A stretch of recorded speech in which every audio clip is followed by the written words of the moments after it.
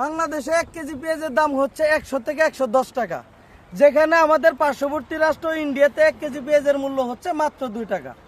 এই বিষয় নিয়ে কথা বলেছেন বাংলাদেশের একজন জনপ্রিয় কন্টেন্ট ক্রিয়েটর হাশেম ভাই। দেশ থেকে আমাদের দেশে পেঁয়াজ পাঠায়, তখন কিন্তু আমাদের দেশের পেঁয়াজের দামটা অটোমেটিকলি কমে যায়। তো আমি হাশেম ভাইকে বলতে চাই, হাশেম ভাই, আমরা ইন্ডিয়ান 1 কেজি পেঁয়াজ 250 টাকা পর্যন্ত কিনা খাইতাম, সেই কথা কি আপনি ভুলে গেছেন?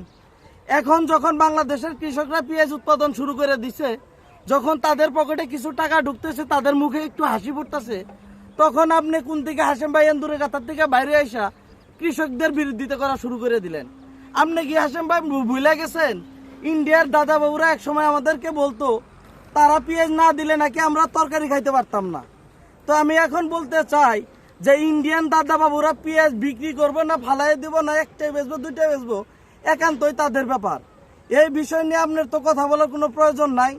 আচ্ছা বলছেনই, আপনি একটা জিনিস খেয়াল করে দেখেন না কেন যে বাংলাদেশের কৃষক যদি বাঁচে তাহলে আমরা বাঁচবো? আমি বলবো যে আপনি বাংলাদেশের কৃষকের বিরোধিতা করেন না। কৃষক বাঁচলে আমরা বাঁচবো, আমাদের দেশ বাঁচবে, আমাদের দেশটাই সর্বপ্রথম।